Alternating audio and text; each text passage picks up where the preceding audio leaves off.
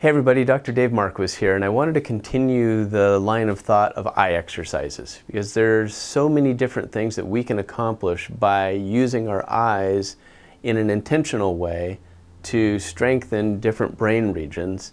And as those brain regions get stronger, our physicality and our capacity improves.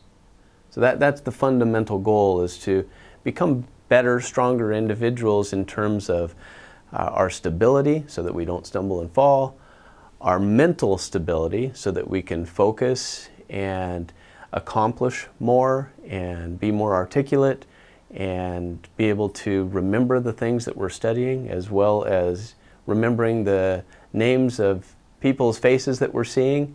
There's so many things that we can do visually that help us to entrain our brain to work better. So why not do them? On another video clip, I talked about how to do focusing activities using Brock beads or even our thumbs, and those are called convergence activities. The two other eye movements that I wanted to tap into have to do with pursuits and saccades. And briefly, I mentioned a pursuit is simply the eye going from point A to point B, and a saccade is quickly going back again. That might sound really simplistic, but there's a lot of brain activity involved in having the eyes go through those movements. And anytime you intentionally cause the brain to fire in a specific pattern, you're strengthening the connectivity or the bandwidth between those regions of the brain.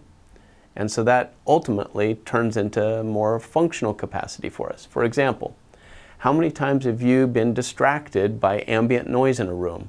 You're trying to read a book, or you're trying to type a paper, or you're trying to have a conversation with another individual, but there's either music or other people talking, or maybe a child tugging on your arm, seeking attention right then.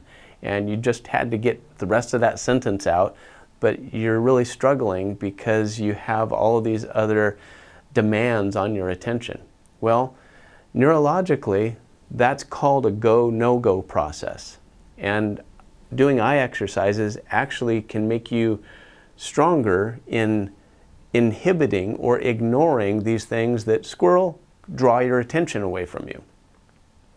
So as we strengthen these bandwidths and we're able to ignore the shiny thing or the noisy thing, we're able to stay on task and follow through with a go neurological process and ignore the no-goes.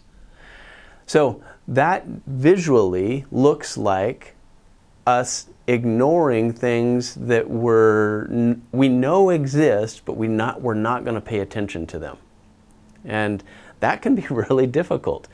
So one of the ways that I'll have people do that is as a team. So I'm going to be one person and you will be watching, but you'll actually be able to do this at home with another individual.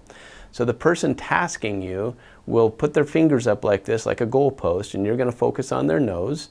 And the first one is going to be a go process, where you're going to pay attention to what they're doing.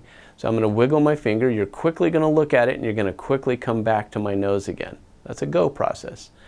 A no-go process is me wiggling that finger, you ignoring it, and looking at the stationary finger and back to my nose. Having people do this alternately, where they're switching sides, switching from go to no-go, really challenges you. And you can do it sideways, you can do it vertically, you can do it obliquely. Having the eyes move in these different planes, you'll find that some directions are harder than others. Those are probably the ones that you want to work more, because each direction that the eye moves works a different part of your cerebellum, your frontal, your temporal, and your parietal lobes. And each of these lobes are related to how you focus, how you remember names and numbers and associate names with faces, and how smoothly you do that and how quickly you do that. So the more that you task yourself intentionally, the more you can accomplish those different activities.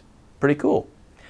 Now, you can also do some of these things on your own. For example, I can do a pursuit with just my two thumbs. I can look at it over here, and I can allow one thumb to move across in a slow pursuit as my eyes move that way, and I can quickly look back to the other side.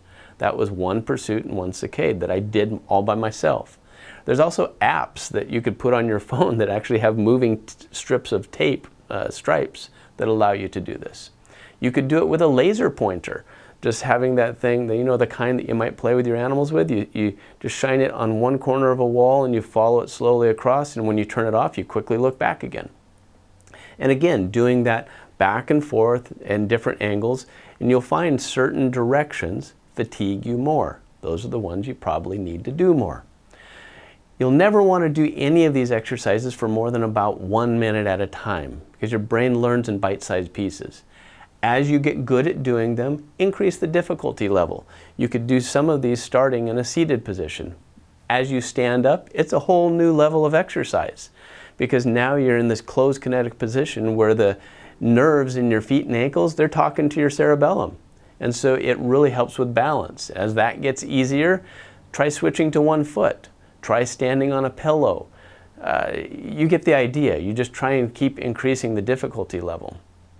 As you do these activities, you're going to find that not only is your balance, but your focus is improving. So remember, you got pursuits, saccades, and fixation. Those are 3 fundamental activities that we can all do. They're really simple. The focus one is your convergence. That's the fixation. The pursuit, going from point A to point B, and the saccade, quickly back again. Play with those. Find different ways that you can work with other individuals or different tools that you might have around the house. As you have fun with that, you're going to find that your functionality improves. Have a great day.